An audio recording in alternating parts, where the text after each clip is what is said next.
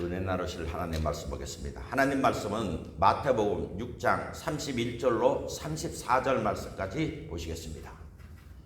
그러므로 염려에 이르기를 무엇을 먹을까, 무엇을 마실까, 무엇을 입을까 하지 말라. 이는 다 이방인들이 구하는 것이라. 너희 하늘 아버지께서 이 모든 것이 너희에게 있어야 할 줄을 아시느니라. 그런즉 너희는 먼저 그의 나라와 그의 의를 구하라. 그리하면 이 모든 것을 너희에게 더하시리라. 그러므로 내일을 위하여 염려하지 말라. 내일 일은 내일이 염려할 것이요 한날의 괴로움은 그날로 족하니라. 마태복음 6장 31절로 34절 말씀을 가지고 가난에서 벗어나는 길이라는 제목으로 하나님 말씀을 나누겠습니다. 제가 어떤 간증을 들었는데 이분이 30년 동안 택시 운전을 하시면서 신앙생활을 하신 분입니다. 무사고로 하다가 무보험 있는 사람하고 사고가 났어요. 그래가지고 3개월을 병원에 입원을 했습니다. 그러고서 이제 3개월 병원에서 입원하고 나왔는데 3개월 수입이 끊기니까 그 다음부터 마지막 극심한 물질에 고통을 받고 있다는 그런 간증을 들은 적이 있습니다. 안타까운 거는 뭐 신앙인이라고 뭐 다 등 따스고 배부른 것은 아닌데 이분은 특이하게 30년 동안 단 한 번도 11조를 떼먹은 적이 없다는 거예요. 자기가 그 3개월 돈을 못 버는 상황 속에서도 그 전에 냈던 11조를 적금을 깨서 드렸어요. 그러고 났는데 자기한테는 이 교통사고로 말미암아서 일도 못하게 됐고 그리고 극심한 생활고로 빠졌다는 겁니다. 그러니까 그 신실했던 분이 가족들도 다 신실했었는데 이제 자기네들이 그 어려운 공경에 빠지니까 하나님에 대한 회의를 느끼기 시작을 했어요. 왜 하나님이 살아계시니까. 목사님들이 11조 복 받는다 그랬는데 우리는 복 받기는커녕 사고가 나도 사고 보상도 못 받는 무보험자하고 부딪히게 되고 3개월 병원에 있어야 되고 그 나왔는데 극심한 그런 생활고에 빠졌다는 그런 안타까운 그러한 간증을 들었었습니다. 저는 그 간증을 듣고 많은 생각이 들었어요. 과연 신앙이란 무엇이냐? 제가 목사인데도 그리고 성경에는 분명히 말라기에 11조 얘기가 나오는데 쌓을 것이 없도록 채워준다 그랬는데 그럼 그분은 과연 어떻게 됐는가? 왜 그분한테 그런 현상이 나타났느냐? 우리도 그분만 아니라 이 하나님의 그 뭐라 그럴까요? 그 법칙을 온전히 알지 못하면 우리가 이렇게 신앙생활을 해도 우리도 그러한 구렁텅이에 빠질 수가 있습니다. 저는 혹시나 해서 그분한테 뭐 새로운 뭐 큰 그런 게 나타날까 했는데 그 간증이 회의로 끝났어요. 제가 아는 목사님 한 분도 리타하고 나니까 당장 생활고가 연금으로 나오는 게 얼마 안 되니까 코인런들이라도 해보겠다고 다른 분한테 부탁했다가 전재산 한 4천만 원 되는 거 뜯기고 그래서 그 충격이 커가지고 뇌출혈 일어나가지고 반신불구 하다가 6개월 있다가 돌아가셨어요. 그러므로 여러분 우리 인생은 이 세상에 태어나서 이 세상을 떠나는 순간까지 의식주 문제에서 벗어날 수가 없어요. 안 먹으면 죽으니까. 근데 세상 사람들은 그렇다 그러더라도 예수 믿으면 성경은 수많은 축복의 말씀을 하는데 우리는 그렇게 힘든 이렇게 삶을 살아갈 때가 많이 있다는 겁니다. 그러므로 저는 예수님을 구주로 영접했을 때 그리고 신앙생활을 할 때 왜 가난한 사람들이 있냐는 거예요. 뭐 인생을 보다 보면 다 부자같이는 살 수 없어요. 그래도 가난하게 살면 안 됩니다. 왜? 우리도 역사적으로 60년대, 70년대, 80년대까지만 하더라도 이 나라가 가난하면 뭐가 없냐면 인권이 없어요. 왜냐하면 경제 성장이 어느 정도 돼야 거기에 인권이라는 것이 생기게 되게 되어 있습니다. 어떤 분들은 그런 거 아프리카 이런 거 보고 하나님이 살아계시다면 왜 저런 일이 일어날까? 그렇게 퀘스천 갖는 분도 많이 있습니다. 그러므로 저는 성경을 통해서 사람답게 살지 못하게 하는 이 가난에 대해서 하나님은 뭐라고 말씀하시고 있고 우리는 과연 이 가난을 할 때 어떻게 해야 벗어날 수 있는가? 거기에 대해서 여러분과 함께 알아보고자 합니다. 첫 번째, 하나님의 뜻은 예수 믿는 사람이 과연 가난하게 살기를 원할까요? 창세기 1장에 보면 하나님이 6일 동안 이 천하 만물을 지으시고 난 다음에 에덴 동산을 창설했습니다. 그렇죠? 그 에덴 동산을 창설하실 때 거기에 나오는 말이 네 강에 대해서 말씀을 하고 있습니다. 우리 한번 창세기 1장 28절을 봅니다. 하나님이 사람을 만드시고 뭐라고 말씀하셨냐냐? 하나님이 그들에게 복을 주시며 그들에게 이르시되 생육하고 번성하고 땅에 충만하고 땅을 정복하라. 바다의 고기와 공중의 새와 땅에 움직이는 모든 생물을 다스리라 하시니라. 그렇게 말씀을 했어요. 여러분, 다스리기 위해서 먼저 해야 될 것이 뭡니까? 생육하고 번성해야 되는 거예요. 이게 하나님께서 우리에게 인생에 주신 거예요. 조금 전에도 말한 것처럼 에덴 동산을 창설하신 후에 하나님이 뭐를 만들었다고요? 강을 만들었어요. 창세기 2장 10절에 보면 강이 에덴에서 발안하여 동산을 적시고 거기서부터 갈라져 네 근원이 되었으니 첫째 이름은 비손이라. 금이 있는 화일라 온 땅을 둘렀으며 그 땅의 금은 정금이요 그곳에는 베들레헴과 호마나도 있으며 둘째 강의 이름은 기온이라. 구스 온 땅을 둘렀고 셋째 강의 이름은 히데겔이라. 아수르 동편으로 흐르며 넷째 강은 유브라데더라. 에덴 동산에 강이 있는데 이게 네 근원으로 흩어졌다고 말씀 안 했는데 제일 먼저 강을 말할 때 뭐라고 말을 하고 있습니까? 하나님께서 첫째 이름은 비손이라. 뭐가 있다고요? 금이 있다는 거예요. 그리고 각종 보석들이 있다는 겁니다. 12절에 그 땅의 금은 정금이요 값어치 있는 거예요. 그곳에는 베들레헴과 호마노도 있으며 너무 귀한 것이기 때문에 말씀을 했습니다. 그 강은 금으로 가득 찬 강이다. 이렇게 말씀을 했어요. 오늘날 우리가 문명을 얘기할 때 네 군데를 말을 하고 있습니다. 메소포타미아 문명, 이집트 문명이 있고 인도 문명이 있고 중국 문명이 있어요. 이게 4대, 지금 에덴 동산에도 4대강 얘기를 하는 것처럼 우리 문명의 출발점, 발전 그 내용을 4대 문명이라고 말하는데 메소포타미아 문명, 나일강 문명, 인더스 문명, 항어강 문명 그렇게 얘기를 해요. 근데 그러니까 여기에 특징은 뭐냐? 모든 문명의 발달은 강줄기가 있는 데서 이루어졌다는 겁니다. 메소포타미아 문명은 오늘날 우리가 이렇게 지도상에 보면 저 이라크하고 쿠웨이트 그쪽에 있는 강을 얘기를 해요. 그리고 이집트 문명은 나일강에서 나타났고 또 인도 문명은 인더스강에서 나타났고 중국 문명은 황허강에서 나타났다는 거예요. 다 강을 끼고서 문명이 나타나게 됐다는 거예요. 그러므로 여러분 하나님은 아담을 만들기 전에 아담이 풍족하게 살 수 있는 뭐부터 만들었습니까? 환경부터 만들었어요. 그래서 성경은 말하기를 창세기 2장 24절 이하에 이러므로 남자가 부모를 떠나 그 아내와 연합하여 둘이 한 몸을 이룰지로다. 아담과 그 아내 두 사람이 벌거벗었으나 뭐라 그랬어요? 부끄러워지 않는다. 우리가 부끄럽다고 할 때 뭐 창피할 때만 부끄럽다고 말하는 게 아니라 부끄럽다고 말할 때는 나를 가리는 거예요.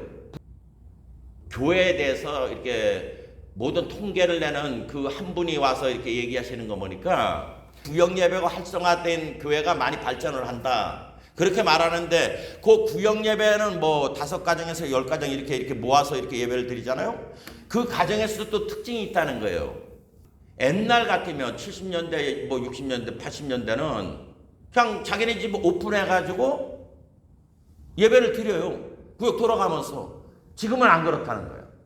10가정이 있으면 상위 3가정에서만 드린다는 거야. 나머지 가정은 자기들이 사는 게 초라하니까 구역 예배를 드리는데도 자기 집을 오픈을 안 하는 거예요. 제가 이 말을 왜 하느냐? 부끄럽다는 게 내가 나를 노출하기에는 부끄럽다는 거예요. 그러니까 자기 집에서는 구역 예배를 안 드리고 항상 돌아가는 그 있는 집에서만 참석을 해서 예배를 드린다는 거예요. 그리고 또 구역 씻고 오면 해 먹어야 되잖아. 거기 대접하는 그게 안 되니까 예배는 있는 집 가서 하는데 자기 집은 오픈을 안 하려고 한다는 거예요. 그러니까 우리가 신앙생활을 하더라도 어떤 부끄러움이 있으면 창피하니까 그거를 드러내려고 하지 않는다는 거예요. 근데 하나님께서는 아담과 하와가 벌거벗었으나 부족함이 없는, 부끄러움을 몰랐다 하는 것은 부족함이 전혀 없는 환경에다가 하나님께서 만들어 놨다는 거예요. 하나님 뜻은 우리가 가난한 삶을 살기를 하나님께서는 절대로 의도하지 않았다는 거예요. 이걸 아셔야 돼요. 하나님이 나는 누구의 하나님이요 누구의 하나님이요 누구의 하나님이라고 말했습니다. 그게 누굽니까? 나는 아브라함의 하나님이요 이삭의 하나님이요 야곱의 하나님이라고 말씀을 했습니다. 그렇죠? 그러면 하나님이 그들이 하나님이 되었을 때 과연 아브라함이 어땠고 이삭이 어떻고 야곱이 어땠는가를 좀 봐야 됩니다. 그렇죠? 하나님께서 창세기 12장에 보면 아브라함한테 너는 네 본토 친척 아비 집을 떠나 내가 내게 지시할 땅으로 가라 그렇게 말씀을 했습니다. 내가 네 하나님이 되겠다. 그래서 내가 예비한 땅에서 너는 살아라 그러고 불렀어요. 그렇죠?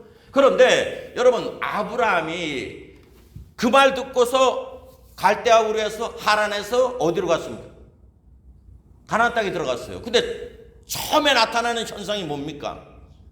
기근이 들었어요. 그러니까 먹고 살기 힘드니까 그때 가장 발달했던 이집트, 그 나일강 문명이 일으켰던 애굽으로 갔습니다. 그렇죠? 거기서 자기 와이프를 힘이 없다 보니까 누이라고 말하라 그러고서 이제 그렇게 자기 목숨 부지하려고 하는데 다른 환경이 나타났어요.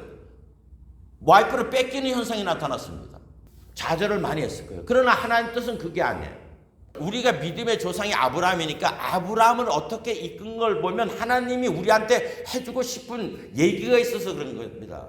아브라함이 먹고 살기 힘들으니까 글로 들어간 거야. 어디로? 애굽으로. 기근이 있으니까. 그런데 하나님께서 기적적으로 사라를 다시 돌려주면서 거기에 뭐가 나타났냐면 엄청난 축복이 있습니다. 우리 창세기 15장을 한번 봅니다. 아니 창세기 13장. 창세기 13장 1절 이하 보면 아브라함이 애굽에서 나올 새 말을 하면서 뭐라고 얘기를 했어요? 그와 그의 아내와 모든 소유며 롯도 함께 남방으로 올라가니 하면서 2절에 아브라함에게 육축과 은금이 어떻게 했다는 거예요? 풍부했다는 거예요. 12장에는 기근이 있으니까 힘들어서 애굽 땅으로 갔는데 왜냐하면 12장 10절에 보십시오. 그 땅에 기근이 있으므로 아브라함이 애굽에 우거하려 하여 그리로 내려갔으니 그 이유는 그 땅에 기근이 심하였더라. 먹고 살기 힘드니까 내려갔다가 다시 하나님 약속의 땅으로 올라올 때 어떻게 됐다고요? 13장에는 2절에 아브라함에게 육축과 은금이 어떻게 했어요? 풍부했다는 겁니다. 아브라함이 창세기 15장을 보면 나이가 85세 됐을 때까지 자식이 없었습니다. 그럴 때 하나님한테 좀 불평을 했어요. 하나님 자식을 아주 가가 내 후사가 되겠나이다. 그럴 때 하나님께서 아니라 네 몸에서 날 자가 네 후사가 될 거다 하고 내가 이 땅을 주려고 너를 여기로 불러들였다 이렇게 말씀을 했습니다. 그러니까 아브라함이 물어봤어요. 하나님 이 땅을 나에게 준다는 그 보증을 뭘로 가질 수 있겠나이까? 그러니까 나를 위해서 짐승을 준비해서 각을 떠서 해놔라. 그게 15장에 나타나고 있습니다. 창세기 15장 8절에 보면 그가 가로되 주 야훼여 이 땅으로 어부를 삼을 줄을 무엇으로 알리까? 야훼께서 그에게 이르시되 나를 위하여 3년 된 암소와 3년 된 암염소와 3년 된 수양과 산비둘기와 빗비둘기를 새끼를 취할지리라. 아브라함이 그 모든 것을 취하여 그 중간을 쪼개고 그 쪼갠 것을 마주 대하여 놓고 그 새는 쪼개지 아니하며 하면서 하나님을 위해서 해놨어요. 그때 하나님께서 아브라함한테 이 땅을 내가 어떻게 주겠다는 이제 설명을 합니다. 12절 이하 보면 해질 때 아브라함이 깊이 잠든 중에 캄캄함이 임함으로 심히 두려워하였더니 야훼께서 아브라함에게 이르시되 너는 정령이 알라. 이게 중요합니다. 너는 진짜 이거 알고 있어야 된다.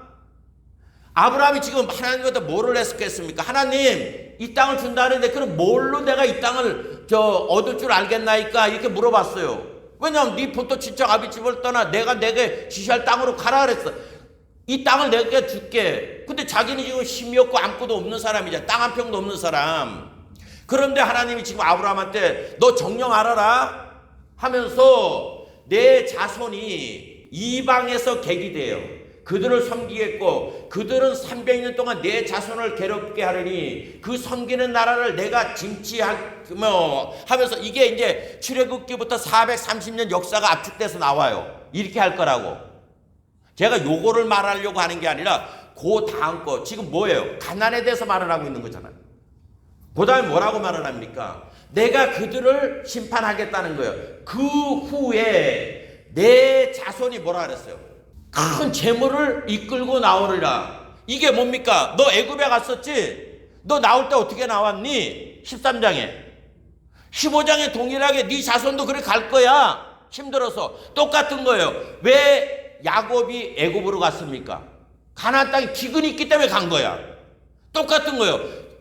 아브라함도 기근이 있어서 애굽에 내려갔다고. 그래서 지껏 뺏겼잖아. 와이프 뺏기듯이 네 자손도 어떠한 사건을 내가 일으킬 건데 그러면 다시 애굽에 갈 거라는 거예요. 이때는 이제 애굽에 가는지를 몰랐지. 우리는 성경을 보니까 아는 거예요. 나중에 야곱이 이제 그 가족들 데리고 들어가는 걸로 이 창세기는 끝이 납니다. 그 다음에 출애굽기가 나오잖아. 근데 하나님은 출애굽기를 430년 일어날 거를 말씀을 하시면서 너 경험했지? 너 애굽에 있을 때 내가 네 마루라 돌아가게 만들고 해서 네 나올 때 뭐 가지고 나왔니? 재물 갖고 나왔다는 거야. 똑같이 네 자손들도 나올 때 기양 빈손 들고 종으로 나오는 게 아니고 애굽 물품을 취해서 나올 것이라고 말씀을 하고 있는 겁니다. 그런데 요 내용이 우리 출애굽기 11장을 한번 찾습니다. 출애굽기 11장 1절에 보면 야훼께서 모세에게 이르시되 내가 이제 한 가지 재앙을 바로와 애굽에 내릴 후에야 그들이 너희를 여기서 보낼지라. 그가 너희를 보낼 때 여기서 정령 다 쫓아내리니 마치 아브라함이 쫓겨나간 것처럼 지금 자손들이 그렇게 될 거라는 거예요. 그러면서 뭐라고 얘기해요? 2절에 백성에게 말하여 남녀로 각기 이웃들에게 은금 폐물을 구하게 하라 하시니라. 430년 전에 아브라함한테 네 자손이 큰 재물을 얻고 나오는 이거를 하나님이 안 잊고 이제 내가 한 가지 재앙을 더 때리면 애굽 왕이 너희들을 놓아줄 텐데 이 때리기 전에 미리 네 백성들이 애굽 사람들한테 재물을 구하라 말을 하는 거예요. 재물을 달라고. 여러분 그냥 뭐 자기들이 저 주인으로 섬기지만 저 재물 좀 주세요. 이게 신나? 할 건데 하나님이 그들의 마음을 애굽 왕을 그런 것처럼 아브라함이 있을 때 마음을 조장해서 주게 만드는 것처럼 할 거니까 여기서 뭐라 그랬어요? 구하게 하라고 얘기를 하잖아. 하나님이 구하라. 그러니까 그 뒤에 12장을 봅니다. 35절이야. 그러니까 지금 요 사이에 이제 뭐 얘기들이 쭉 있어요. 그러니까 지금 제가 말씀드리는 건 창세기 11장 2절을 읽고 그거를 뛰어넘어 창세기 12장 35절을 읽어보자는 거예요.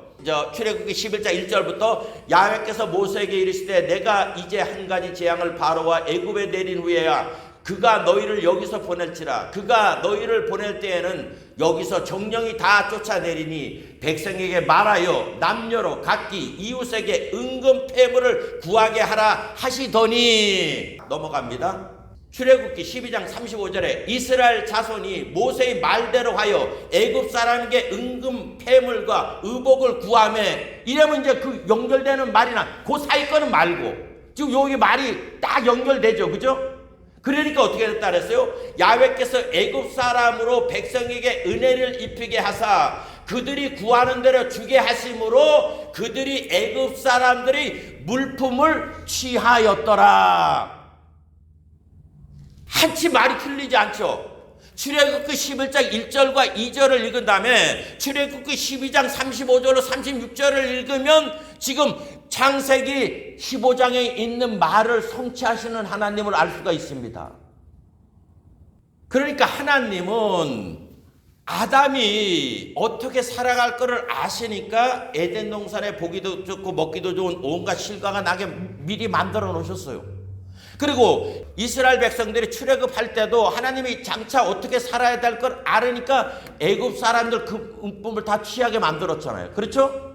그런데 그들이 그 애굽 사람들이 주게 누가 만들었다고요? 하나님이 만드는 거예요. 애굽 왕이 아브라함을 부하게 만들기 위해서 지제산을 다 내준 거하고 똑같은 현상이 나타나게 됐다는 겁니다. 그러면 여러분, 하나님은 절대로 우리가 가난하게 사는 것을 원하지 않으세요. 알고 계세요. 그 다음에 아브라함의 아들 되는 이삭을 보십시다.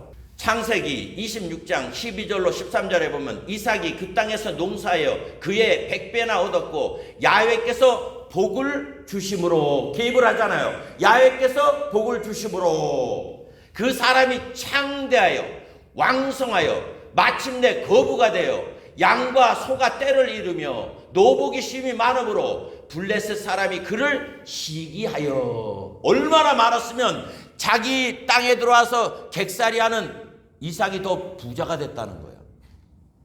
자, 세 번째는 또 누구예요? 야곱이잖아요. 야곱에 보면 야곱이 누구 집에 갔어요? 외삼촌 집에 갔어. 그래서 외삼촌 두 딸하고 그 두 딸의 시종까지 해가지고 와이프가 외가서 보면 4명이에요. 그리고 자식이 12명이라고. 그런데 외삼촌하고 하다 보니까 외삼촌이 자꾸 약속을 바꿔서 이 사람이 나중에 탄식을 했습니다. 자기가 아무것도 없으니까 나는 내 집을 언제 세우리까 탄식을 했어요. 그런데 하나님이 개입을 하셔가지고 우리 창세기 32장을 봅니다. 10절. 이게 야곱이 고백하는 겁니다. 나는 주께서 주의 종에게 베푸신 모든 은총과 모든 진리를 조금이라도 감당할 수 없사오니 내가 내 지팡이만 가지고 이 요단을 건넜더니 지금은 2때나 이루었나이다. 자, 이 말은 뭔 말이냐면 자기가 자기 형 에서가 받을 복을 아버지를 속이고서 자기가 받았잖아요. 그래서 그 형이 알으니까 이제 죽이겠다 그러니까 야밤도주를 했어. 어디로? 외삼촌 집으로. 이때는 내가 지팡이 하나 들고 밤에 한급하게 도망 나왔는데 다시 아버지 집으로 돌아올 때는 어떠겠다고요? 2때를 이뤘다는 거죠. 그럼 그 2때가 뭐예요? 그 앞에 있는 31장을 봅니다. 창세기 31장을 보면 야곱이 들은즉 라반의 아들들이 야곱이 우리 아버지의 소유를 다 빼앗고 우리 아버지의 소유를 인하여 이와 같이 거부가 되었다 하는지라. 뭐가 됐다고요? 거부가 됐다 그러죠. 자, 여기 아브라함과 이삭과 야곱의 공통점이 있습니다. 그거는 뭐냐? 자기들이 피땀 흘려 일한 게 아무것도 없어요. 그리고 장차 출애굽하는 이스라엘 백성들도 자기들이 피땀 흘려서 일한 게 아무것도 없어. 즉 마귀 새끼들 거를 가져다 뺏어서 취하게 됐다는 거예요. 그런 공통점이 있습니다. 그런데 거기에 누가 개입을 해요? 하나님이. 그래서 장차 하나님께서 모세를 통해서 말하기를 너희들이 들어가는 가나안 땅은 너희들이 집을 지은 것도 아니요, 도로를 만든 것도 아니요, 성을 만든 것도 아니요, 농토를 만든 것도 아니라 다 가나안 칠족들이 만들어 놓은 거 너희들은 들어가서 다 죽여버리고 취하라고 말을 했어요. 제가 어떤 분 보니까 신앙생활을 하려고서 교회에 왔다가 하나님이 이렇게 무자비한 분이라는 걸 깨닫고서는 신앙을 버렸다는 분을 봤어요. 어떻게 이렇게 얍삽하냐는 거야. 고생은 저 가나안 백성들이 다 했는데 가드를 죽이고 다 취하라. 아, 이런 불의한 하나님을 믿을 수가 없다. 그래가지고 신앙을 딱 접어타고 유튜브에서 그래서 이게 잘못됐다는 걸 계속 떠드는 걸 봤어요. 그건 이제 하나님이 어떤 분인가를 몰라서 그러는 거예요. 하나님은 우리가 이 예수 믿고 주 안에 들어오면 우리가 살길 원하는 상이 있어요. 하나님 우리가 이렇게 너희들이 이렇게 살길 원하는 상. 여러분 우리도 자식이 찌질하게 못 사는 거 박수 치는 부모가 어디 있습니까? 나는 힘들게 살아도 어떻게 해요? 자식은 나보다는 잘 살기 원하는 거야. 근데 하나님은 더 하시겠죠. 고린도후서 9장 8절 이하에 보면 하나님이 능히 모든 은혜를 너희에게 넘치게 하시나니 이는 너희로 모든 일에 항상 모든 것이 넉넉하여 모든 착한 일을 넘치게 하게 하려 하심이라. 여기 보면 모든 것이 넉넉하여 착한 일을 하게 하는 것이 하나님의 뜻이에요. 뭐를 줘서? 모든 은혜를 너희에게 넘치게 해서 모든 것이 넉넉하여 모든 착한 데를 넘치게 하게 원하는 게 우리 하나님의 뜻이라는 겁니다. 그러면 왜 크리스찬인데 예수 믿는다 그러는데 왜 힘드냐는 거예요. 그분처럼 30년 한 번도 거르지 않고 11조를 매달 꼬박꼬박 드렸는데 왜 3개월 병원 입원하고 나니까 생활고에 시달리게 됐냐는 얘기예요. 그뿐만 아니라 왜 목회를 했는데 은퇴하고 나니까 쪽방촌으로 가냐는 얘기예요. 그분들을 비난하려고 그러는 거 아니에요. 하나님 뜻은 그런데 그럼 뭐가 잘못됐냐는 거예요. 두 번째 우리가 알아야 될 거는 왜 그러면 크리스찬들이 가난한가 그 이유를 알아야 됩니다. 제가 30년 넘게 목회를 하다 보니까 특징들이 있어요. 이 못 사는 분들의 특징. 그분들을 비난하려고 하는 거 아니야. 이 포커스가 제대로 안 맞춰서. 첫 번째, 이 가난한 분들 보면 돈을 제약시 여겨요. 왜 그랬냐면 그런 설교를 만들었어. 디모데전서 6장 10절에 돈을 사랑함이 일만하게 뿌리가 되나니 이러니까 돈은 이 1만 가지 악이 들어오는 출구야. 그러므로 절대로 하지 마라. 이게 첫 번째 머리에 박히게 되고, 두 번째는 저도 처음 이 기독교 입문할 때 들었던 게 부자가 천국 들어가는 것이 낙타가 바늘기 들어가는 것보다 힘들다. 그러니까 부자가 되면 안 돼. 이 의식이 저도 옛날에 어마어마하게 깔려있던 사람이에요. 그래서 저는 신앙은 채영장군같이 해야 된다. 황금 알기를 돌같이 알아야 된다고 하는데 나는 돈을 알기를 돌같이 알아야 된다. 그래서 저는 돈과 무관한 삶을 살았어요. 근데 저는 감사한 게도 그런데도 저는 하나님 아까 은혜가 넘쳐나서 그런 것인지는 몰라도 돈을 한 번도 누구한테 손 벌리지를 않았어요. 그거는 다른 말로 말하면 돈으로 말미암아 위경에 처하지는 않았다는 거지. 왜냐? 내가 없으니까 일을 안 벌리거든. 절대로. 모네리스도 일을 안 벌리니까 거기에 빨려 들어갈 일이 없어요. 잘한 거는 아닌데. 그리고 세 번째는 뭐냐? 한 사람이 두 주인을 섬길 수 없나니 너가 하나님과 재물을 겸하여 섬길 수 없느니라. 이걸 또 들었어. 내가 돈을 넣으면 하나님하고 안 되겠지? 두 주인을 섬길 수 없으니까 이제 이런 말들을 들으면 어떤 이미지가 있어요? 우리한테 있는 게 돈을 제약시해야 되겠구나. 돈을 무관심한 그러한 마음이 내 신앙이 좋은 신앙이에요. 그리고 이제 뭐 그런 것도 있지만은 가장 큰 이유를 보니까 좀 힘든 분들을 보니까 뭐가 있냐면은 내 편에서 하나님에 대한 포커스를 맞추고 내가 하나님을 위해서 무엇을 할까에만 포커스를 맞추는 거예요. 간증 들었다는 그 택시 모셨던 그분도 11조는 열심히 해서 내 편에서 하나님을 위해서 그것만 열심히 하다 보니까 자기를 보지 못한 거예요. 그러니까 적금도 깨서 11조. 아니 여러분 이시적으로 생각 11조는 내가 수입해서 11조 드리는 거야. 그런데 3개월 병원에 누워있어. 아무 수입이 없어. 그런데도 또 갖다 내는 거야. 뭐를 내요? 11조. 그건 11조가 아닌 거잖아요. 이 말은 로마서 10장에 있는 것처럼 저는 이 말을 굉장히 마음속에 새기고 있는데 우리 로마서 10장을 한번 봅니다. 이 말이 중요한 거예요. 많은 사람이 여기 걸려서 힘든 인생을 사는 거야. 로마서 10장 1절에 보면 형제들아 내 마음에 원하는 바와 하나님께 구하는 바는 이스라엘을 위함이니 곧 저희로 구원을 얻게 함이라. 내가 증거하노니 저희가 하나님께 열심히 있으나 지식을 쫓은 것이 아니라 하나님의 의를 모르고 자기 의를 세우려고 힘써 하나님의 의를 복종치 아니하느니라. 아브람, 이삭, 야곱은 하나님이 시키는 대로 했어요. 그런데 똑같이 하나님을 위해서 한다고 하는데 여기 보면 내가 증거하노니 저희가 하나님께 열심히 있으나 지식을 쫓은 게 아니라고 말하는 거잖아요. 그분도 교통사고 나가지고 그때 생활을 이제 자기가 병원에 이렇게 있으니까 와이프가 이제 큰일이야. 수입이 안 들어오니까. 그러니까 하는데 적금 깨라는 거예요. 그래서 와이프는 적금 깨서 생활비 하는 줄 알았어. 그런데 전화를 해가지고 집사님 불러더니 11조라고 주는 거예요. 그러니까 와이프가 충격에 충격을 받은 거예요. 자기가 알고 있는 거는 11조는 수입해서 드려야 되는데 지금 적금을 깨가지고 자기네들 써야 되는 적금을 깨서 드리더라는 거예요. 그래 와이프가 이게 좀 잘못된 거 아니냐. 걱정 마. 하나님 여태까지 30년 동안 11조를 드리게 하신 하나님이 우리를 바꾸게 하겠어. 근데 3달 지나니까 이제 바꾸기 시작하는 거예요. 걱정 태산이 와버리고 만다는 겁니다. 그러니까 지금 그분은 내가 11조라는 거기에 올인을 해버린 거예요. 이게 신앙의 자기의 자존심이야. 이걸 안 넣으면 안 되는 거예요. 자기 신앙이. 그러니까 많은 분들이 여기에 걸리는 거예요. 신앙은 되게 좋은데 삶이 엉망인 거예요.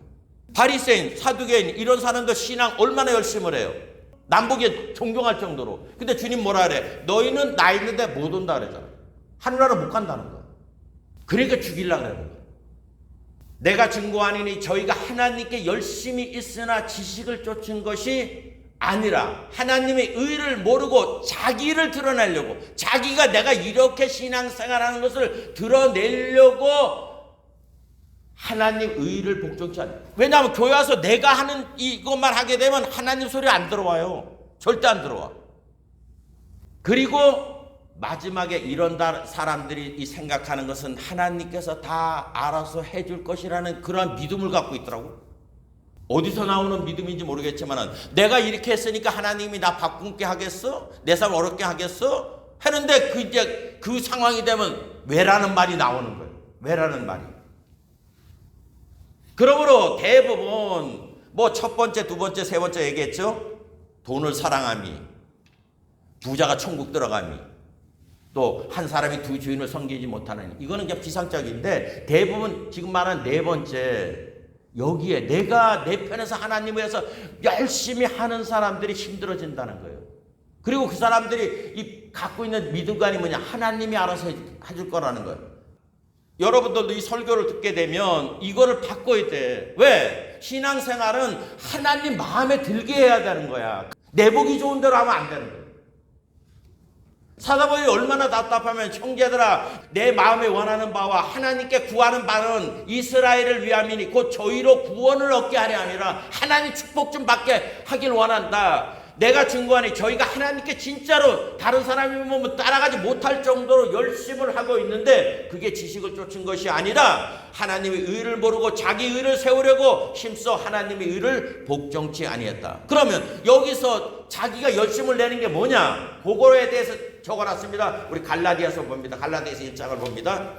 사도 바울이 옛날에 이렇게 살았다는 거예요. 자기가 11절 이하에 보면 형제들아 내가 너희에게 알게 하노니 내가 전한 복음이 사람의 뜻을 따라 된 것이 아니요 이는 내가 사람에게서 받은 것도 아니요 배운 것도 아니요 오직 예수 그리스도의 계시로 말미암은 것이라. 내가 이전에 지금 예수 종이 되기 이전에 유대교에 있을 때 행한 일을 너희가 들었거니와 하나님의 교회를 심히 핍박하고 잔해하고 내가 내 동족 중 여러 영감 나이 많은 사람들보다 유대교를 지나치게 믿어. 뭘 믿었다는 거예요? 유대교를 지나치게 믿어 내 조상의 유전에 대하여 더욱 열심히 있었으나. 뭐에 열심히 있었어요? 교회 와보니까 이러더라. 어우 저 사람 신앙 좋네. 저렇게 하는가 보다. 이렇게 얘기한다는 거예요. 교회 와서 기도 열심히 하고 헌금 드리고 남보기에는 아주 뭐 따봉이야. 따봉. 그거 보고서 신앙생활을 하는 거야. 사도 바울도. 유대교라는 사람이 만드는 그 행위에 초점을 맞추다 보니까 어떤 결과가 났다는 거예요. 예수 믿는 사람 때려 죽이는 일을 했다는 거야. 자기가. 그러니까 그거를 깨닫고 지금 이분은 로마서 10장 1절을 적고 있는 거예요. 멸망으로 가고 있다는 거야. 구원받는 길로 가는 게 아니라. 그러니까 여러분 내가 내 종족 중 여러 영갑자보다 유대교를 지나치게 믿어 내 조상의 유전에 대하여 더욱 열심히 있는 그런 신앙생활을 하면 안 돼요. 신앙생활은 하나님 뜻을 알고 그분이 원하는 것을 가는 게 신앙생활이야. 여러분 천국은 누가 가느냐? 믿음으로 가는 거예요. 근데 그 믿음이 뭔가를 아는 사람이 가는 거라고.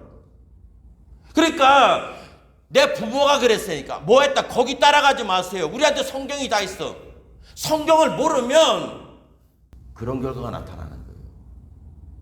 그게 참 안타깝다는. 제가 그분 간증을 듣고서 아니 세상에 일을 안 하는데도 적금을 털어서 11조를 내는, 그러니까 이분은 이 신앙생활의 목적이 11조야. 얼마나 이 목사님들한테 칭찬을 받았겠어요. 그런데 자기 삶은 점점 어디로 가느냐, 불황의 낭이태로 가버리고 만다. 그러니까 자식들이 있다가 야, 네 이거 학원 가는 거 끊어야 된다. 왜 끊어야 되는데? 조금만 기다려. 하나님 회복시킬 거예요. 안타깝더라고. 그거 듣고서. 그럼 많은 생각을 했어요. 아, 나도 설교를 이상하게 하지 않는가? 그걸 보면서 저도 여러 가지 생각을 해요. 그래서 그거를 간증을 듣고 이 설교를 준비한 겁니다. 세 번째로는 어떻든 간에 제가 말한 것처럼 뭐 자기 의를 드러내려고 그랬든 뭐를 했든 간에 제가 그 욥기 설교하면서도 가장 목적은 잘했니 못했는가 아니잖아요. 거기서 벗어나는 거잖아요. 그렇죠? 과거는 돌이킬 수 없어요. 그럼 오늘날 우리가 해야 될 건 뭡니까? 그럼 가난을 어떻게 벗어나야 되느냐? 자, 오늘 본문을 한번 보십시다. 마태복음 6장 31절로 34절에 그러므로 염려하여 이르기를 무엇을 먹을까 무엇을 마실까 무엇을 입을까 하지 말라. 이는 다 이방인들이 구하는 것이라. 너희의 하늘 아버지께서 이 모든 것이 너희에게 있어야 할 줄을 아시느니라. 그런즉 너희는 먼저 그의 나라와 그의 의를 구하라. 그리하면 이 모든 것을 너희에게 더하시리라. 그러므로 내일을 위하여 염려하지 말라. 내일은 내일이 염려할 것이요 한날의 괴로움은 그날에 족하니라. 이렇게 말씀하셨습니다. 자, 여기 보면 31절에 그러므로 무엇을 먹을까 무엇을 마실까 무엇을 입을까 뭐를 하지 말라는 거예요. 염려하지 말라는 거예요. 자, 이 말은 이 말 뜻을 잘 아셔야 돼. 우리가 여기서 너는 평생 무엇을 먹을까 무엇을 마실까 무엇을 입을까는 여기서 벗어날 수 없는 존재야. 근데 지금 문제는 염려한다는 거잖아요. 염려는 뭐예요? 이게 지금 내가 안 되니까 염려를 하는 거잖아, 사람들이. 주님이 무엇을 먹을까 무엇을 마실까 무엇일까 생각하지 말라고 말하는 거 아니에요. 여기에 염려하여 이르기를 얘기를 하고 있잖아요. 염려하여 이르기를. 여러분, 마태복음 6장은 염려라는 말에 주님이 포커스를 갖다 맞추고서 얘기를 하는 거예요. 요거는 지금 6장에서 요 발췌만 한 거지만 그 전에 보면 백합화를 봐라. 염려하지 않는 길에 대해서 지금 주님이 말을 하는 거지, 무엇을 먹을까 무엇을 마실까 무엇을 입을까를 초월해서 살라고 말하고 있는 거 아니에요. 우리는 착각을 해서 하나님이 알아서 해주겠지. 하나님이 알아서 안 해줘요. 알아서 할 것 같으면 성경을 왜 줬냐고. 근데 많은 분들이 하나님이 알아서 해주겠지.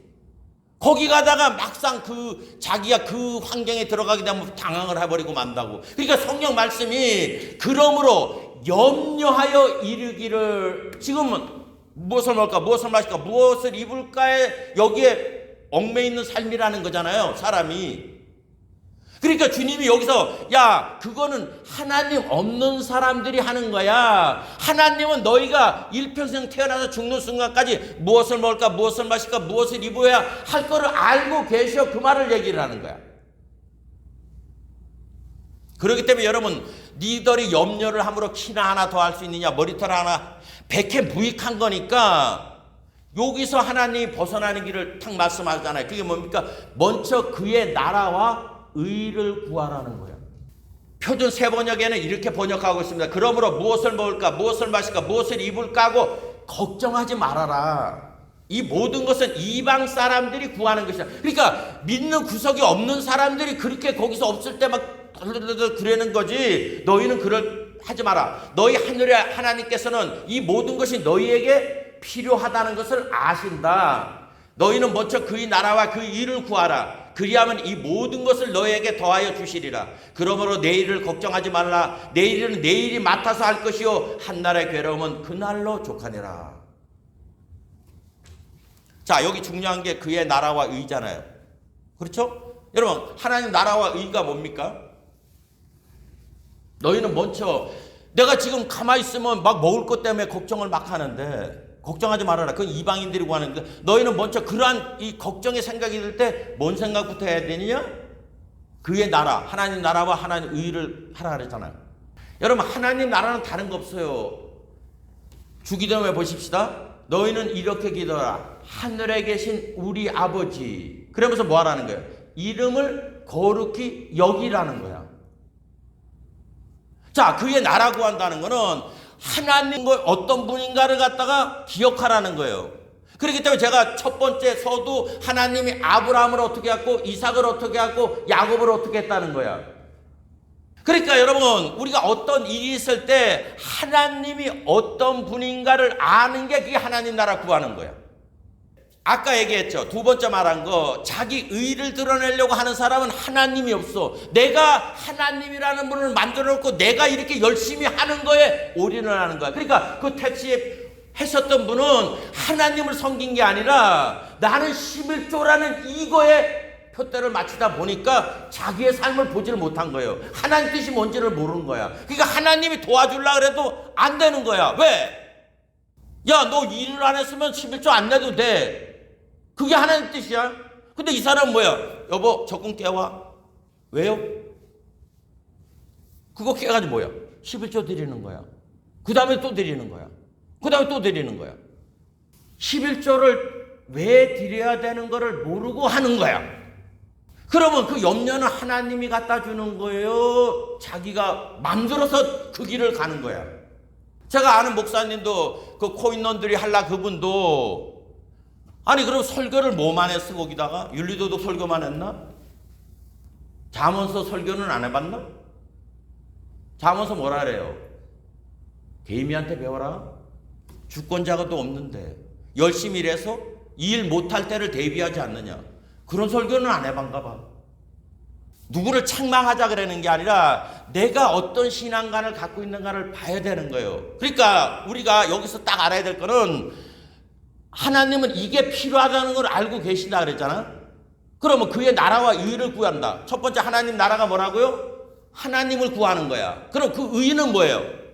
의는 뜻을 말하는 거예요. 하나님 뜻. 그러니까 그 하나님을 너희들이 관심을 갖고 누군가 알고 그분이 뭐라고 말하는 거에 귀를 기울이라는 거야. 그 길이 뭡니까? 너희에게 있어야 될 줄을 알고 계시다 그러잖아 하나님께서. 이거를 알게 되면 지금 34절에 그러므로 내일이라여 염려하지 말라. 너가 이거를 그의 나라와 의를 무엇인가를 깨닫게 되면 내일은 내일 내가 알아서 도와줄게 이 말을 하고 있는 거예요. 지금 야 내일은 내일 가서 염려해 그렇게 말하고 있지 않아요. 성경은 지금 뭐라고 말하느냐. 그러므로 내일 일을 위하여 염려하지 말라. 내일은 어떻게 하냐. 내일이 알아서 할 거라는 거야. 내일이 내가 하는 게 아니고. 한날 괴로우면 너 그날로 끝내라. 지금 너가 무엇을 먹을까 무엇을 마실까 무엇을 입을까 염려하고 있지. 요거는 여기서 스탑해. 백해무익이야. 안 돼도 아무것도 안 되니까 네가 염려하고 있지. 야 하나님이 네 필요한 거 알고 있어. 그러니까 그 하나님이 어떤 분인가 그분의 뜻인가 네가 마음만 체인지 마인 하면 내일부터는 다른 인생을 살게 될 거야. 이게 지금 오늘 본문이 우리들에게 하는 말이에요. 이거를 마음을 바꾸라는 얘기예요. 첫 번째. 그래서 그의 나라와 의를 구하라는 거야. 그러니까 하나님 그러잖아요. 너는 정령이 할지라. 아브라함한테 정령. 네 자손이 이렇게 될 거야. 근데 성경이 그대로 이렇게 돼 나가잖아요. 430년 동안 약속하신 그 하나님이면 지금도 똑같이 그렇게 할 거라는 얘기 하나님께서 책임져 줄게. 너희에게 그것이 필요한 거 알고 있어. 걱정하지 마. 그럼 내일은요? 내일부터 내가 알아서 해줄 테니까 너는 내가 누구인가 내 뜻이 무엇인가만 네 접속하고 있어라. 그러면 네 인생 팔자가 변화받을 수 있어. 그 얘기하고 있는 거야. 그러니까 여러분 하나님 믿는다는 거는 여러분 담대함을 갖는 거예요. 담대함. 그래서 다윗이 내가 하나님을 믿음으로 높은 담을 뛰어넘으며 적군을 향해 달린다 그러잖아. 염려가 뭐예요? 염려라는 뜻은 마음이 갈라진다는 거야. 갈라진다. 그래서 두 마음을 품으면 아무것도 안 되는 거야. 번민하다 끝나는 거야. 두 번째로는 하나님 뜻과 의를 알았으면 내가 어떤 곳에 살고 있는 것을 알아야 되는 겁니다. 자, 오늘날 시대를 우리가 살고 있는 자유민주주의 세대는 뭐라고 해요? 자본주의 시대라 그래요. 자본주의. 자본주의 시대는 뭐냐면 이 생산할 수 있는 것을 내가 소유해서 그거를 통해서 이윤을 남기는 것을 자본주의라고 말을 한다. 자, 그러면 우리가 이윤을 남겨서 그걸로 먹고 사는 거잖아. 우리가, 그죠? 이 세상이. 옛날같이 뭐 봉건자라든가 왕이 토지나는 노예제 그런 시대가 아니에요, 지금은. 우리가 살고 있는 이 시대는. 그러면 오늘날 이 세상을 지배하는 게 뭐냐? 돈이에요. 그러면 이 돈의 속성을 좀 우리가 알아야 되는 거야. 돈의 속성을. 자, 우리가 이 자본주의 그 어떤 생산 수단을 내가 가짐으로 그거에 이윤을 얻어 그걸로 내가 먹고 사는 건데 대부분 생산 수단이 세 가지로 오늘날은 가지고 있어요. 첫 번째가 뭐냐면 근로소득이라는 거 있어. 내가 평생 일을 해서 봉급받아서 먹고 사는 거. 그 다음에 사업소득이 있어요. 그건 뭐예요? 내가 사업을 하는 자영업을 하든지 뭐를 해서 하는 거 있고 또 마지막에 뭐였냐? 자본소득이 있다고. 자본? 이거는 뭐냐? 금융소득이라고 말하는데 그러니까 내가 이 근로소득하고 이 사업수단 하는 그 목적은 이 자본소득으로 먹고 살기 위해서 하는 거예요. 근데 아까 그분들이 이 원리를 모르는 거야. 왜? 여러분 근로소득은 어느 날 내가 일을 그만둘 때가 반드시 옵니다. 그걸 리타이어를 은퇴한다고 얘기를 하잖아요. 그러면 이제 은퇴한 후에 내가 살려면은 오늘날 말하는 게 연금이라는 게 있어야 돼. 개인연금, 뭐 공적연금, 뭐 많이 있는데 그거를 많이 들어놓은 사람은 내가 이 근로소득하면서 먹고 사는 그 돈만큼 들어오면 내가 걱정 없이 살아요. 근데 이게 안 되면은 이제 또 고민을 하게 되는 거지. 지금 우리나라도 지금 60대하고 70대가 나가서 일을 많이 하세요. 근데 일을 옛날 근로소득 젊을 때 하는 거 그 금액의 한 3분의 1밖에 못 받아. 지금 우리나라에서 우리가 이렇게 살아갈 수 있으려면 한 거의 300만 원 가까이 있어야 된다고 지금 말을 하고 있습니다. 그런데 그 뭡니까? 그 연금 받는 게 국민연금이 평균이 65만 원이에요. 그리고 대부분 이 한국 분들의 평균 이 재산, 순자산이 한 5억 5천 정도 되는데 대부분 어디에 집중되어 있냐? 부동산에 집중되어 있는 거예요. 집이 대부분이야. 금융자산이 거의 없는 거야. 그러니까 내가 살고 있는 이 시대가 뭔가에 대해서 좀 이렇게 눈을 떠야 돼요, 우리가. 그래야 내가 뭔가를 이렇게 준비를 할 수 있다고. 근데 이게 없는 사람들은 근로소득과 사업소득은 시간이 되면 어느 순간에 내가 스탑하는 순간에 그 소득은 스탑이 돼버리는 거예요. 그러니까 이때 근로소득과 이 사업소득 하면서 수입이 생기면 그거를 어떻게? 자본소득으로 만들어야 돼. 금융소득으로. 그래서 뭐 세컨하우스를 사가지고 렌트를 받든지 아니면은 이런 상가 같은 데 가서 사가지고 거기에 뭐 임대 수익을 받든지 이래서 자기가 일을 안 하더라도 옛날 정도의 수입을 얻을 수 있게 해야 되는 거예요. 그렇기 때문에 우리나라도 그 국민연금이라는 걸 만들었잖아. 그러니까 국민연금뿐 아니라 개인연금도 만들고 하는 사람은 또 뭐 주식도 투자하고 막 그렇게 만들어야 되는 거예요. 그러니까 내가 살고 있는 이 세상이 어떤 세상인 걸 알아야 돼요. 이 세상은 숨만 쉬어도 내가 아무것도 안 하고 숨만 쉬어도 돈이 나가는 시대가 지금 시대예요. 이제 돈이 안 나가게 하려면 딱 한 가지 길이 있어. 어디냐? 저기 옛날 하전민 같이 살면 돼.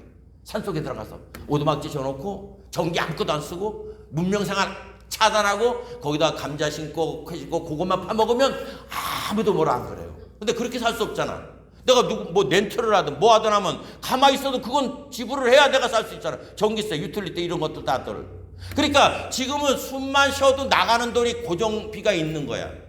그러니까 그거를 하기 위해서는 반드시 그게 있어야 되는 거예요. 그러니까 이게 세상에 내가 살고 있는데 세상을 모르면 일평생 종로로 타다 살아가는 거예요. 그리고 여러분 돈을 벌 때 이 돈에 대해서는 5가지 능력이 있어요. 첫 번째가 뭐냐 하면 돈을 버는 능력이 있다고. 두 번째는 이 벌은 돈을 모으는 능력이 있다고. 세 번째는 이 모은 돈을 불리는 능력이 있어요. 네 번째는 이 불린 돈을 어떻게 사기당하지 않게 하는 지키는 능력이 있다고.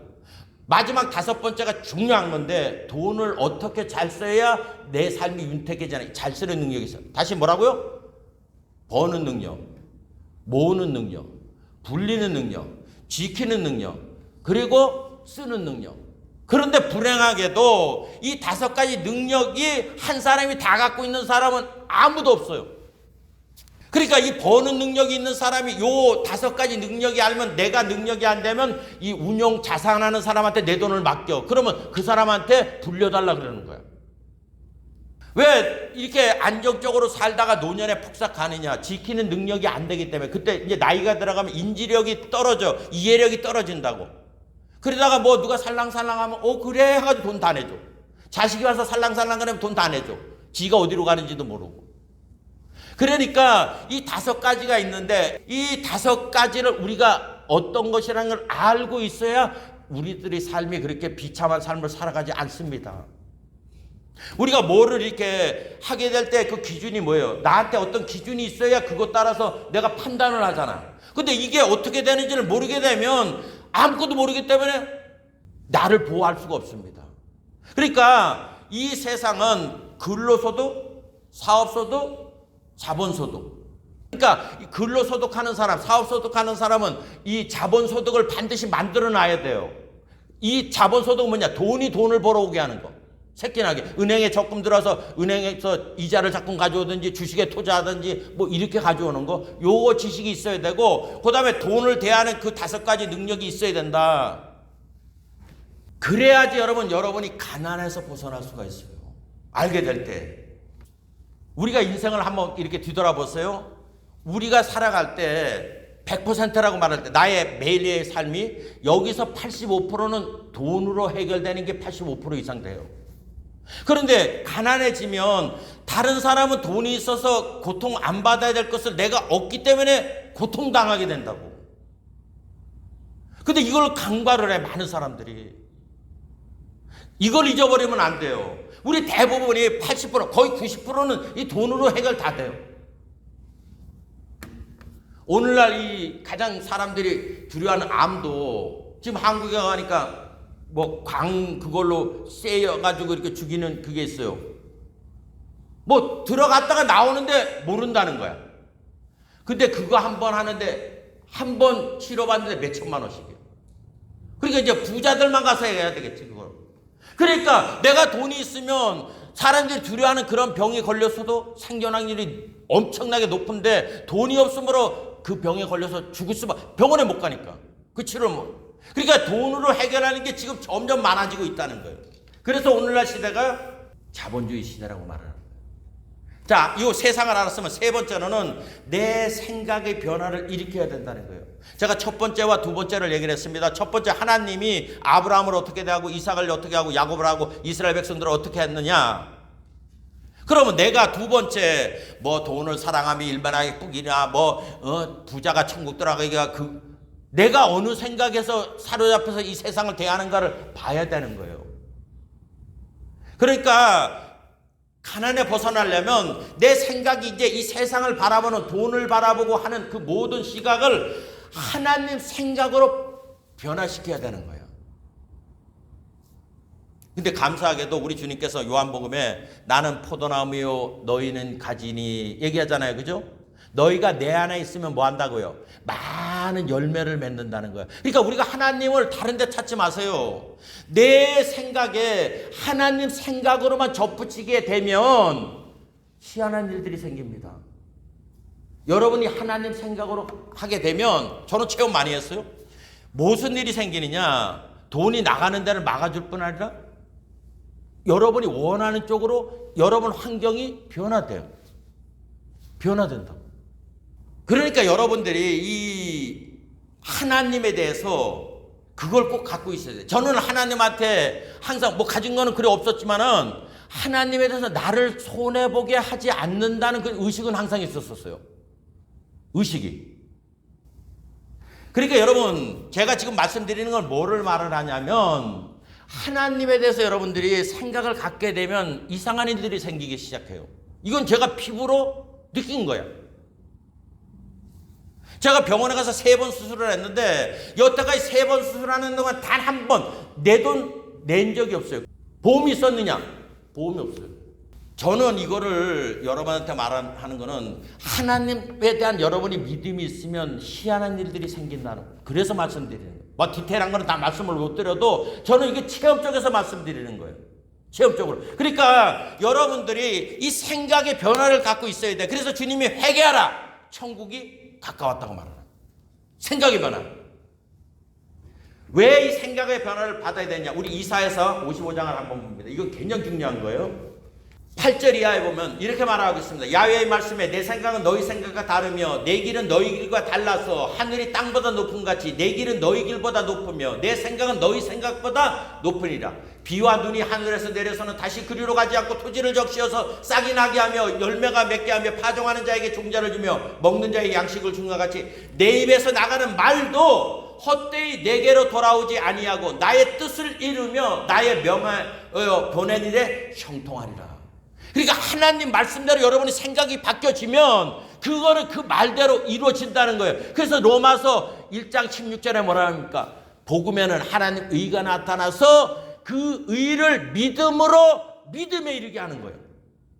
그래서 그분 말이 들어오게 되면 나는 포도나무요 너희는 가지니 내 말이 너희 안에 있고 너희가 내 안에 있으면 무엇이든지 구하라 그리하면 이루리라.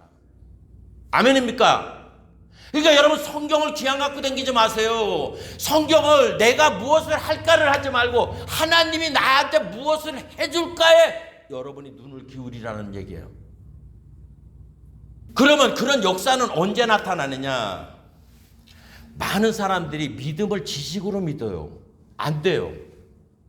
마음으로 믿어야 된다고. 그래서 로마서 10장에 사람이 마음으로 믿어 의에 이르고 입으로 시인하여 구원에 이른다는 거예요. 그럼 이 마음으로 믿으려면 어떻게 돼야 되느냐? 여러분 느껴야 돼. 느껴야 된다.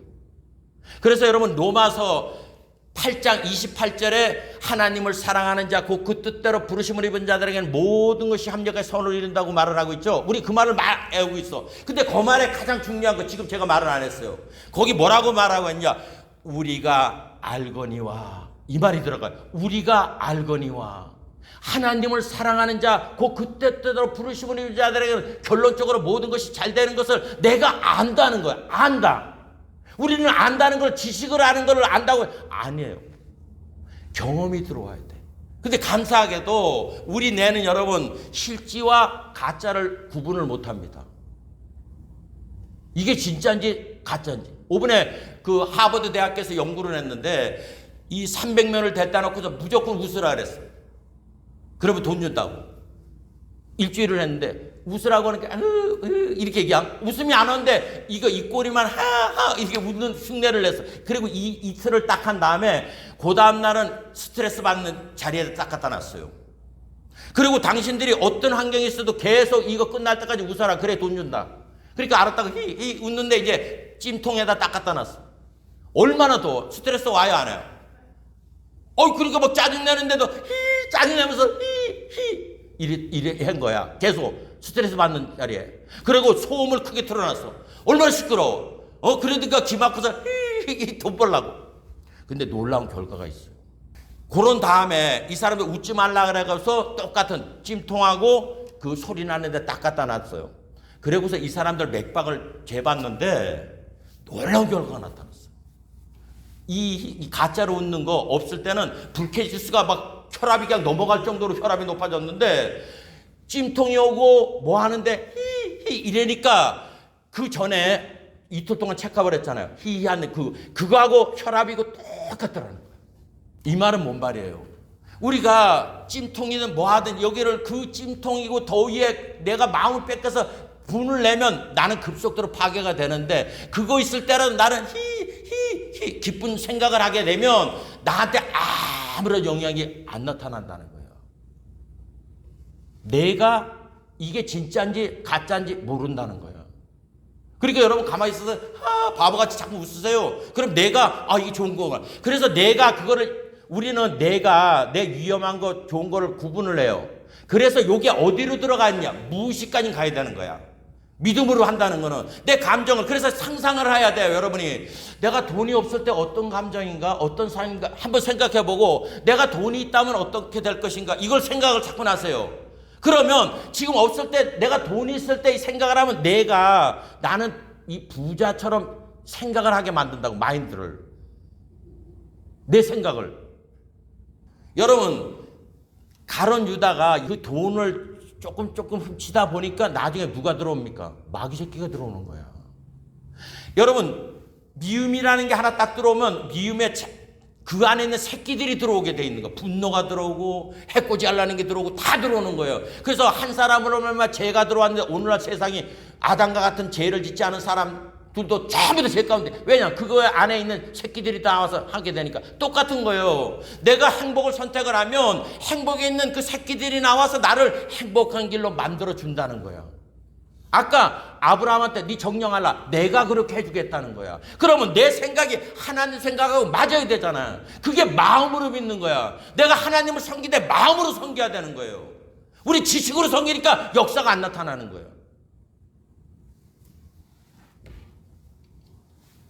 마지막은 성령님의 도우심을 끝까지 구하세요. 내가 너희를 고아처럼 버려두지 않겠다고 하고 우리 성령님을 보내주셨잖아요. 아까 제가 돈 버는 그 능력이 5가지라고 했어요. 그죠? 5가지. 근데 여기 보면 이사야서 11장 2절에 보면 야훼의 신 곧 지혜와 총명의 신이요 모략과 재능의 신이요. 지혜와 야훼를 경외하시는 분이 성령님이라. 무슨 신이라고? 자, 야훼의 신이신데 지혜와 총명과 모략과 그다음 뭐예요? 재능의 신이라는 거예요. 재능의 신. 그러니까 여러분이 내가 모으는 능력이 그거예요. 그러면 하나님한테 그렇게 해야 될 거 아니에요. 왜? 신명기 8장 18절에 보면 내 하나님 야훼를 기억하라. 그가 내게 재물 얻을 능을 주셨느니라. 믿습니까? 그러니까 내가 이게 버는데 자꾸 나가네. 하나님 지키는 능력 주십시오. 아멘? 뭐 돈이 있어. 그러면 이거를 불릴 수 있는 능력 주십시오. 이렇게 해서 다른 차원으로 여러분이 성령님께 간구를 하면 성령님은 기쁘게 여러분 오셔서 보혜사로서 여의든 삶을 주관해 주시게 되는 겁니다. 그렇기 때문에 너희는 먼저 그의 나라와 의를 구하라. 그리하면 너희들이 생각하는 무엇을 먹을까, 무엇을 마실까, 무엇을 입을까는 내가 더해 주마 말씀을 하는 거예요. 그러니까 꼭 잊지 마십시오. 여러분이 가난에서 벗어나려면 첫 번째 그의 나라와 의를 구하는데 그 첫 번째가 뭐예요? 그분이 어떤 분이고 그분의 뜻이 뭔가 이거를 생각하라는 거예요. 두 번째는 뭡니까? 내가 살고 있는 이 세상에 대해서 알아야 된다. 돈이라는 게 뭔지 알아야 된다. 세 번째는 내 생각에 하나님 생각을 접붙여라. 왜? 이사야서 뭐라고요? 내가 내 입에서 나가는 것은 반드시 그 일대로 이루리라. 네 번째는 어떻게 하라고요? 끝까지 성령님의 도우심을 구하라. 그러면 여러분의 삶에도 놀라운 하나님의 역사, 즉 가난에서 벗어나 모든 것이 넉넉하여 착한 일을 예수님 이름으로 넘치게 하는 기적적인 삶으로 하나님께서 여러분과 저의 삶을 변화시켜 주시게 되실 것입니다. 우리 기도하십시다. 거룩하시고 잡으러 오신 아버지 감사합니다. 오늘도 주님께 찾아왔습니다. 아버지, 가난이 오면 아버지라면 인간이 자유로운 인생을 살아갈 수 없습니다. 하나님은 가난을 지은 적이 없습니다. 하나님 아버지, 원하와 기도하오니 우리 사랑하는 성도님들이 오늘 이 순간 이 말씀을 듣고 과연 나의 삶은 어떤가를 점검해보고 내가 가난에 속해 있으면 오늘 이 시간부터 그 가난에서 벗어나는 이 4가지 방법을 활용함으로 말미암아 어떤 환경과 처지든지 하나님의 기적을 체험하여 아버지 하나님의 자유로운 인생으로 들어가는 귀한 성도님들이 다 될 수 있도록 은혜와 사랑으로 복내려 주시기를 간절히 바라옵고 끊을 때 거룩하신 예수님 이름으로 감사하며 기도드렸사옵나이다. 아멘.